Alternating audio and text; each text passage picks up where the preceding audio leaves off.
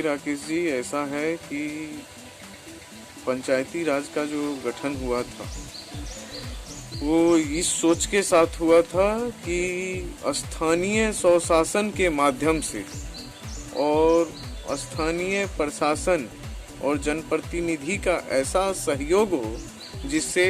समाज की आम जनता को किसी भी स्तर पर कोई कठिनाई नहीं हो और उसके निराकरण के लिए अक्षरशः और अंशतः पंचायती राज का गठन किया गया था। लेकिन आज के सामाजिक परिवेश में सामाजिक जनप्रतिनिधियों का और प्रशासन का, खास करके सरकारी तंत्र का जो व्यवस्था है वो ऐसा व्यवस्था है और जटिल बन चुका है कि कहीं से भी आम नागरिक को कोई मदद का गुहार लेकर के आप भटकते रहिए, दर दर की ठोकरें खाते रहिए, चाहे वो एक आरटीपीएस के माध्यम से हो या किसी भी स्तर का हो, वो वृद्धा पेंशन का हो, वो आपके राशन कार्ड का हो, वो आपके आवासीय जाति आय से लेकर के किसी भी स्तर का हो। वो हम लोग खुद भी सामाजिक कार्य में दिन रात लीन रहते हैं और एक आम नागरिक होने के नाते जिस किसी भी जनता का समस्या लेकर के अपने पंचायत से लेकर के ब्लॉक तक, जिला तक जहां जाते हैं हर जगह दोहन किया जाता है और किसी भी स्तर पर, चाहे वो पंचायत सचिव के माध्यम से हो या किसी भी कर्मचारी के माध्यम से हो, वो चतुर्थ वर्गीय हो या किसी भी श्रेणी के हो, वहाँ पे आम जनता की गुहार को सीधे तौर पर नहीं सुलझाया जा सकता है। और बार बार आम जनता की तो बात छोड़िए, जनप्रतिनिधि को भी जितना होना चाहिए उतना सहयोग नहीं मिल पाता। अपने पंचायत में बहुत सारे हमारे गार्जियन और शुभचिंतकों का विचार हुआ ऐसा कि शशि जी आप इस बार दावेदारी कीजिए। हमने कहा कि देखिए यह मुझे नहीं लग रहा है और मैं इस समय में तो नहीं, आप जो है सो बिल्कुल कीजिए। और आप दिन रात लीन रहते हैं। और फिर हमारे भी ख्याल में आया कि देखिए यदि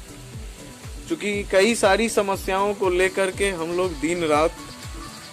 जाते रहते हैं पंचायत से जिला स्तर तक और अपने ब्लॉक स्तर पर, कई समस्याओं का सामना हम लोगों को खुद ब खुद करना पड़ता है। तो हमें ऐसी उम्मीद और आकांक्षा है कि यदि पंचायत स्तर से एक पायदान मिलता है हम लोगों को, तो शायद शासकीय और प्रशासकीय व्यवस्था में कुछ पहल करने का और अपनी बातों को मजबूती से रखने का हमको अवसर प्रदान होगा। अभी फिलहाल में जो किसानों के साथ एक समस्या शायद आपके क्षेत्र में नजर आ रहा है जी,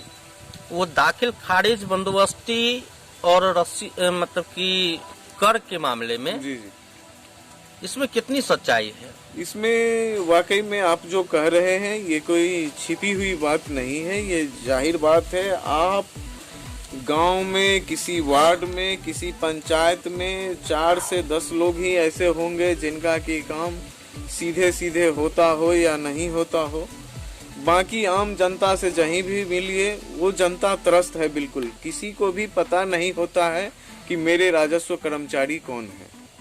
सीधा और सीधा उनके जो 2-4 ठेकेदार कहिए या जो भी उनके एजेंट कहिए, अभिकर्ता कहिए, उनके माध्यम से ही काम होता है। किसी को भी अपने राजस्व कर्मचारी और पंचायत सचिव का नाम पता होता ही नहीं है।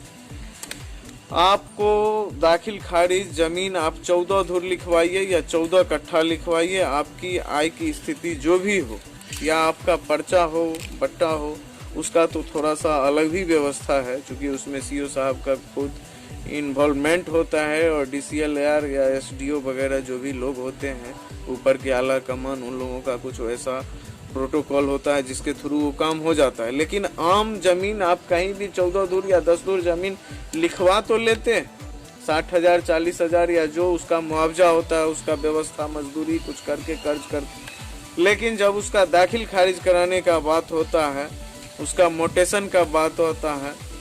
उस समय जो है सो आपको 4-4 हजार रुपया, 3-3 हजार रुपया, 2,500 हजार रुपया जो है सो राजस्व कर्मचारी के जो एजेंट होते हैं उनके तहत वसूल किया जाता। और उस समय जो है सो कई सारे लोग जमीन तो किसी स्थिति में लिखा लेते हैं, लेकिन वो अपना रसीद नहीं कटवा पाते हैं, अपना मालगुजारी जो है सो गवर्नमेंट को सो समय अदा नहीं कर पाते हैं। चूंकि दाखिल खारिज कराना इतना बड़ा समस्या है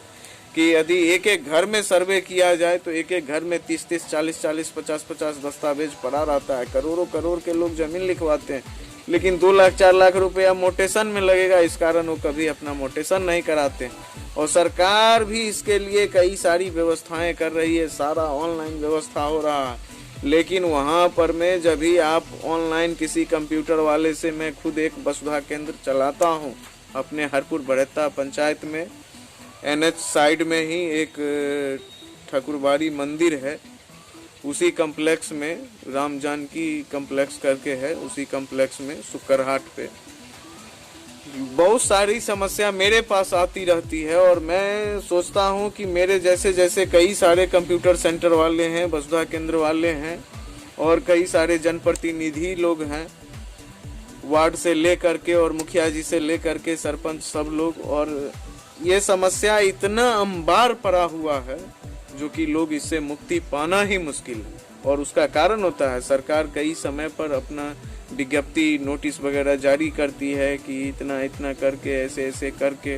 ऑनलाइन के माध्यम से, ताकि लोगों को बिचौलियों का संपर्क न करना पड़े और कहीं उनके द्वारा ठगी का माहौल न बन पाए।